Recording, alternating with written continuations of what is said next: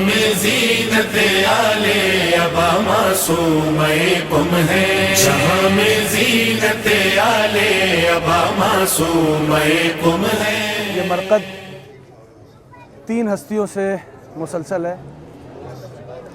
پہلی ہستی حضرت موسیٰ مبرقہ کی ہستی ہے کہ جب آپ داخل ہوئے تو آپ نے بورڈ پہ کچھ نام پڑھے ہوں گے جو مزار مقدس کے بورڈ لگا ہوا ہے۔ حضرت موسیٰ مبرقہ امام جواد کے فرزند ہیں علیہ السلام، اور دنیا میں جتنے رضوی سادات ہیں ان سب کے مورث اعلیٰ ہیں۔ امام جواد کے فرزند موسیٰ مبرقہ اور رضوی سادات کی مورث اعلیٰ حضرت موسیٰ مبرقہ۔ وکیل بھی رہے۔ مبرقہ ان کو اس لیے کہا جاتا ہے کہ نقاب لیتے تھے، اس نقاب سے یعنی برقعے سے نکلا مبرقہ کا لفظ، اور اسی کے ساتھ جب آپ وارد ہوں گے اندر تو بالکل آپ کے سامنے مردوں کی طرف سے یہاں سے جب آپ جاؤ گے تو بالکل سامنے جناب موسیٰ مبرقہ کا روضہ ہے، اور آپ کے لیفٹ ہینڈ پہ چہل اختران موجود ہے۔ چہل اختران یہ بھی خانوادہ امام جواد علیہ السلام ہے۔ در حقیقت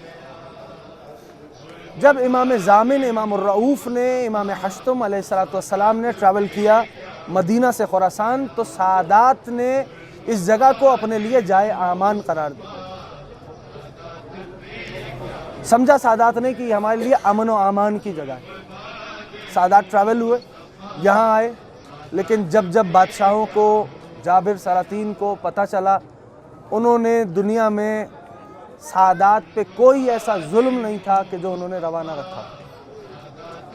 پوری دنیا سے، پورے عالمین میں بس ایک ہی سوال ہے کہ بس زمانہ اتنا بتائے کہ سادات کا قصور کیا تھا۔ گاہے بگاہے سادات کو شہید کیا گیا۔ بعض ایسے مقامات ہیں کہ جہاں سادات کی جسم مطہر کو جلا دیا گیا۔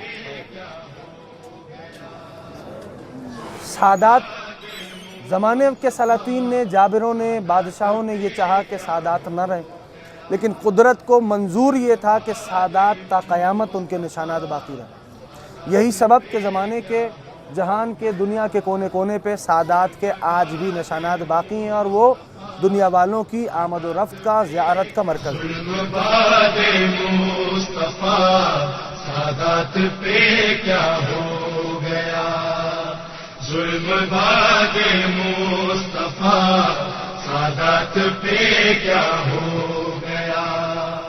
ایک عمل جو یہاں سے مخصوص ہے بالخصوص چہل اختران کے ساتھ، وہ میں آپ کو مختصراً بتلا دیتا ہوں۔ وہ عمل برائے قبولیت حاجات ہے اور مجرب ترین عمل ہے۔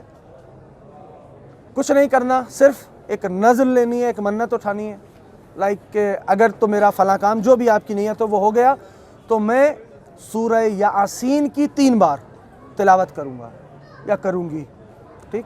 اور اگر تو نیت میں یہ ہو کہ میں خود آ کے سرانے تلاوت کروں گا یا کروں گی تو پھر آپ کو خود آنا پڑے گا، یا نائب بناؤں گا یا بناؤں گی کسی کو، تو اس کو آپ پھر ویسے ہی مینج کر سکتے ہو۔ جب آپ یہاں سے یہ نظر اٹھائیں گے تو آپ ٹریول کریں گے، کیوں؟ اس لیے کہ ٹائم کا شارٹیج کے سبب جب آپ یہاں سے نظر اٹھا کے، فار ایگزامپل کسی کی کوئی حاجت ہے اس کو مانگتا ہے اور یہاں سے ٹریول کرتا ہے، تو آپ کسی بھی مقام پہ، یعنی جب آپ ہوٹل پہنچو گے تو 1 مرتبہ سورہ یاسین کی تلاوت کرنی ہے۔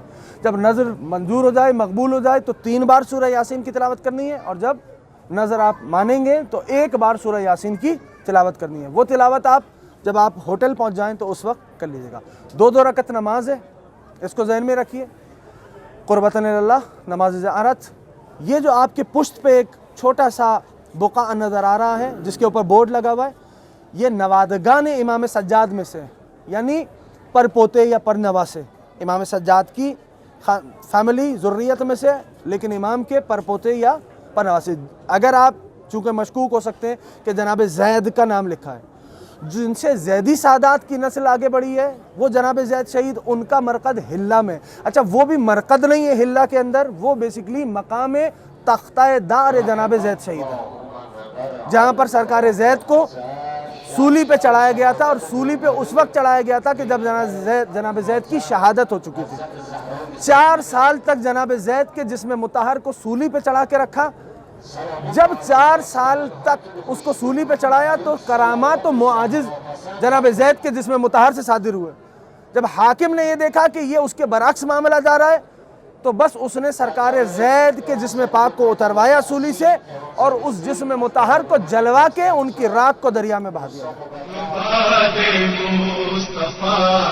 سادات پہ کیا ہو گیا ظلم باد مصطفیٰ سادات پہ کیا ہو